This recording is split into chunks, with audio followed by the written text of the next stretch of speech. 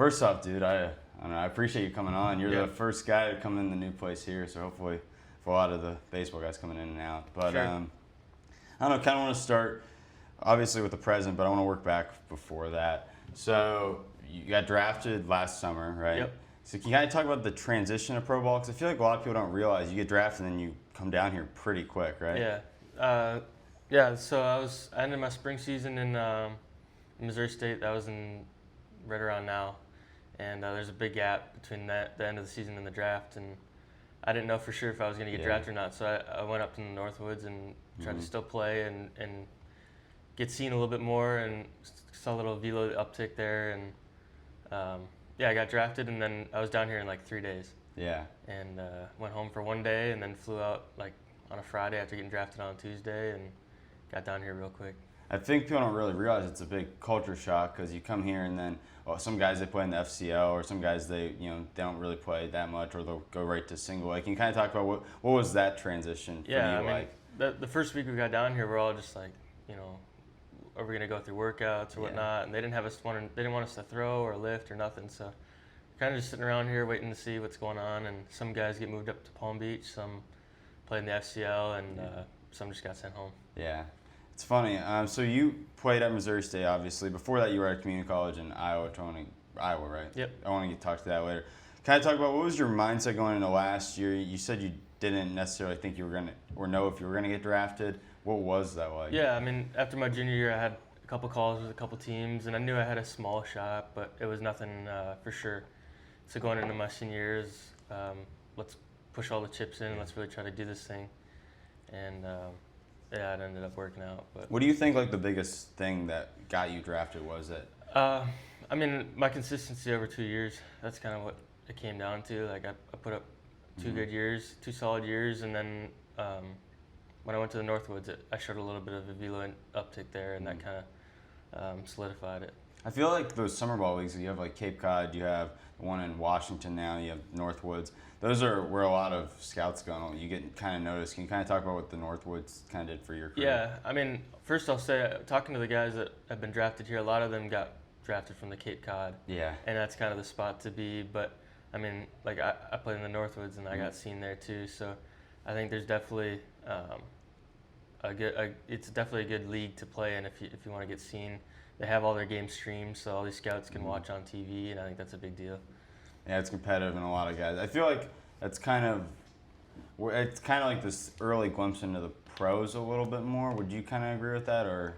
Yeah, I mean, if anything, the travel and stuff was worse. I mean, we were traveling on the road 3 hours, 3-hour bus rides, like every 3 days.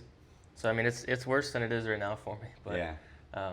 It was a good time, and you just learn how to like live out of your suitcase and live with the host family is a good experience too. That's cool. Yeah. It's kind of because what's your longest commute now? Like Tampa, Clearwater? Yeah, probably like 3 hours. We have 1 bus trip a week. It's not bad at all. That's easy. Yeah, it's no big deal. So I want to talk about a little bit like the recruiting process because you went to a community college, right?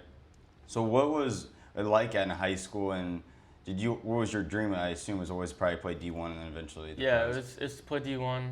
I had 1 offer out of high school to South Dakota State. Okay. And my grandparents are from Brookings, South Dakota, so I was like, I've been there, done that, been around there growing up, and I wanted to go somewhere new. Yeah. I want to go down south, so I kind of said no to that. And my high school catcher went to Nyack, and he went to DBU after 1 year, so I was like, yeah, I want to do that. And it ended up working out. Missouri State had a good offer for me, and took that after JUCO. Can you kind of talk about like what JUCO's life? I feel like people don't really realize what. I mean, I showed up day 1. I mean, the first week I was like, man, we got practice every day. I don't know what I was expecting, but it was like, we got practice tomorrow, we had practice today, we'll have practice every day. We might have 1 day off a week. And I mean, it wasn't even scary for me. It was like, I love this. Like, this is what I want to do as a baseball academy, is how I saw it. Like, you just go to practice every day, and everybody there is just trying to get better. And I love the culture about that. So it's a great fit for me. And I mean, talking to other guys, it's sometimes almost better than going to like a D3, D2 school, because that's like, if you're going to a JUCO school, I feel like that's, what your goal is. Yeah, I mean, everybody's there to get better. Nobody wants to stay in JUCO, maybe in D3. I don't know. I would like to experience a D3 or D2, but, everybody there's probably content with where they're at, and then at a JUCO, everybody's trying to get out. Yeah, so So then you go to JUCO, and then obviously I don't even know how it works. You enter the transfer portal basically You just get recruited out of junior college, so coaches will they'll recruit JUCOs, and unfortunately, when I was going through that, that's when the transfer portal first started opening up. So a lot of the D1s were going after the transfer portal first, and then they would go look at the JUCOs after. And so for the season I thought I should have had a little bit more interest, but I took what I got. And Then you obviously go to Springfield, Missouri, a place I've been to, which is kind of funny enough. I don't know, talk about your time there a little bit. I mean, when I arrived on campus, I just wanted to be a starter. That was the goal. We had a bunch of like bounce backs from SEC, and was just competing with those guys to get a spot, and ended up starting out as a Saturday guy as a junior, and got moved to the Friday about a few weeks into the season, and just never looked back from there, I guess. Yeah, I guess kind of. What do you think like the biggest jump was from your JUCO time to like college even? Honestly, I didn't notice anything huge. I mean, the game for me mentally, the game is the same, and you just got to throw strikes and mix pitches, and maybe just better depth throughout the lineups. But if you just compete, mix pitches, and execute your spots, baseball is baseball. So what was your what year were you out of high school?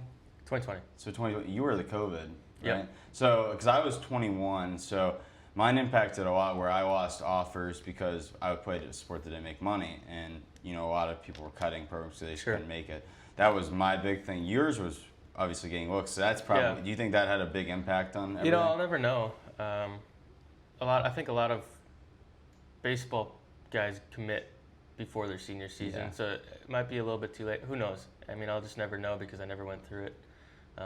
I would like to think it had somewhat of an impact. I mean, you're just missing out on a season. It's a season of growth and playing, and you never know. Your senior year, it's like some of the best times, especially in high school. Yeah, it was tough. Yeah. So you go through your first spring training down here, right? Mm-hmm. Or what kind of is that like? Because there's a difference between being with the guys, there like in the main team, and then there's the minor league camp, right? Yep. So kind of talk about that. I mean, I've yet to experience the big league camp, but I mean, minor league camp, I thought it was super fun. Everybody's like prepping me, saying it's gonna be real stressful, a bunch of guys. I thought it was fun, just the environment. Everybody's down here, everybody's excited for the season to start. You got people just, around the stadium, just fans and whatnot. You walk to the field, there's people at these restaurants. There's always people at the bar. Yeah, it's just a great environment, atmosphere to be around, and I liked it a lot. I thought it was really fun. But obviously the season's a more important thing, and that's even more fun. So everybody's just kind of antsy to get the season going too. Mm-hmm. So you guys play a bunch of the games just like on the backfields, or I just play on these backfields here and just scrimmage each other. Maybe scrimmage another team, like St. Lucie. Yeah, St. Lucie here. Nationals are close. Yeah, you got Nationals, Astros, all that down there.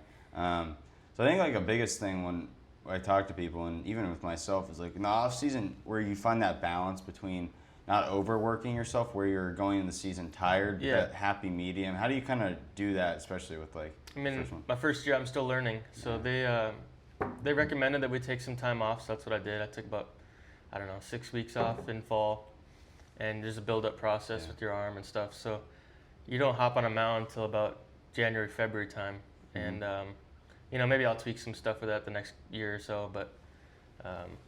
Mainly just trying to get your body prepped without taxing yourself. You don't want to. You're more concerned about July, August, September, or August, September. You want to still be fresh and ready to go back then. So you don't want to, overload yourself too early, I guess. Yeah, and it's very interesting in baseball. Correct me if I'm kind of wrong, but this is like with me. So I think you see a lot of people have insane seasons, and they'll go and they'll have you'll go from like a 2 to like an 8, right? And I think that my opinion is like, I think it's one coaching. I think like between you go up and down the systems, there's different coaching. They want you to do different mechanics, and then there's also, I feel like people go to different areas where you're located in the off season. It's hard to find catchers or people to. What do you think kind of has that jump for people? Why they can't stay as consistent? I'm a big proponent of mental game.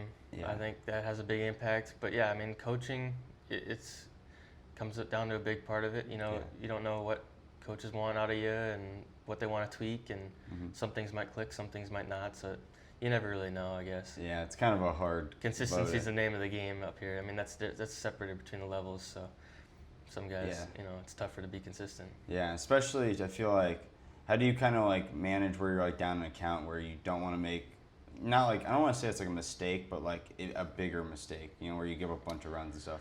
You know what pitches you need to throw in those counts? What pitches you have a higher chance of getting away with? We have great coaching in that aspect. They show us charts and they tell us what we should throw and where we should throw it, and just kind of have confidence in that game plan. And if you throw a mistake, you throw a mistake. Yeah.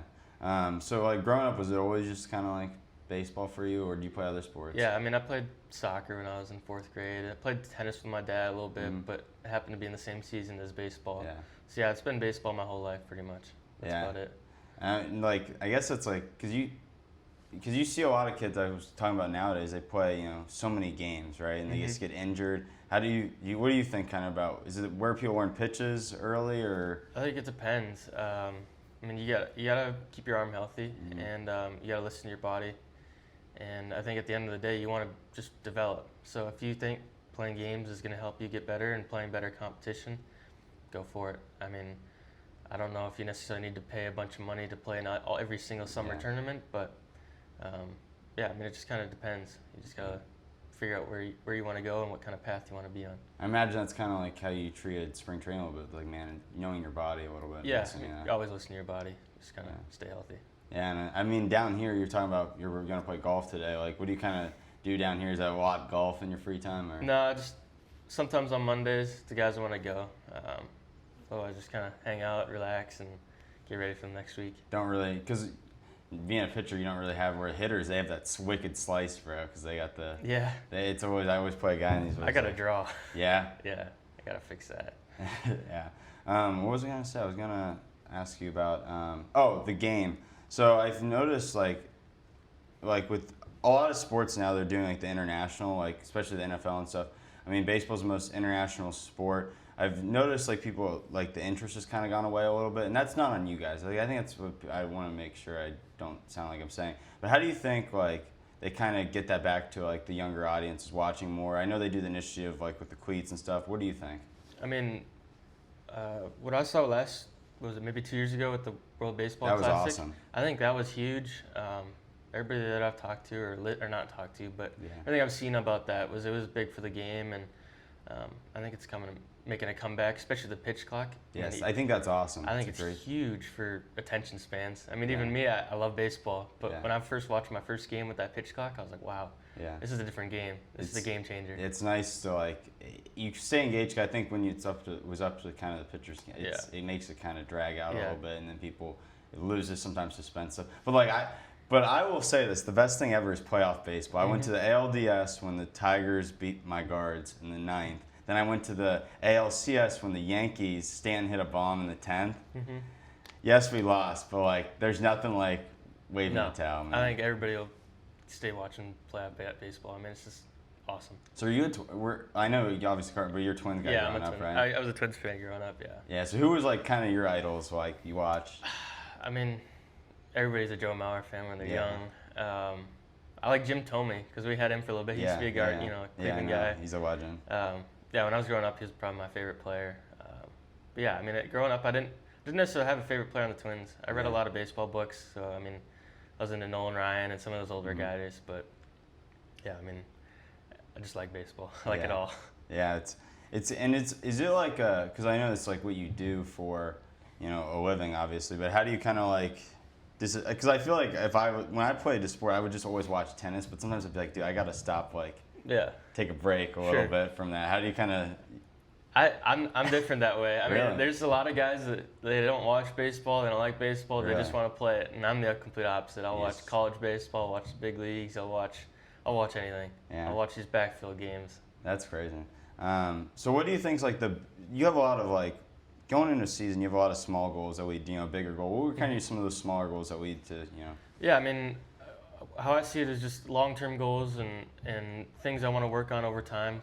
Where do I want to be in the future? And I mean, obviously that always is including velo increases. Everybody wants to always throw harder, and that's not something you'll just be able to do next week. So you're just always trying to get yourself in a position to be able to improve. And yeah, I mean, velocity, I've added a pitch this year, so just keeping that, going and working on that.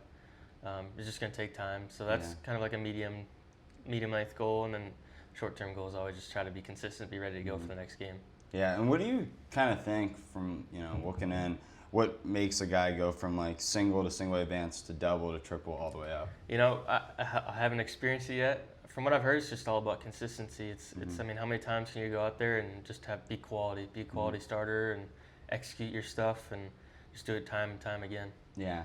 I kind of ask pitchers. It's funny when you look at like some of the old teams, like the Big Red Machine. Guys would go like 9 innings, right? Yeah. And they would go the whole game. Yeah. Like now it's a lot less. What do you think kind of prompted that? And that it's velocity. It's all velocity. I mean, could I throw 9 innings right now? No. Yeah. I'm not built up for it. I mean, my body's not ready for it. Now, if they didn't care about the velocity and I didn't have to throw max effort, sure, I definitely could. So I mean, back then they weren't going 100% for 100 pitches. So, I mean, that's just the game changer, and that's just where orgs place their value and what they want to see guys do. They want everything's velocity. So I think that's the main reason. Yeah. A couple more questions. Don't want to take up too much of your time, but I feel like it's especially hard to stay like present. How do you kind of stay present, take things like day by day? Because obviously everyone wants things now, right? Or they want to. Well, how do you kind of like? I just see it long term. I just think my whole goal is just to be the best player I can be, and so if I'm just doing something every week to get myself better, and I just know that eventually leads to bigger goals at the end. So just staying present, staying on my path, and just continuing to grow. Yeah, this was the last question we always kind of finish off with. It's funny because we have guys, come on, and they'll see, oh, that was what I said last year, and it changes over time. But when your career's over, how do you want to be remembered? I mean, down the line. I've never even thought about that, to be honest. Yeah. I've just always thought about just wanting to become the best player I can be, Yeah. and that's just my only goal. Yeah. Well, I really appreciate you taking the time. We'll have to, now we're right across the street from spring training, so have you on some more stuff.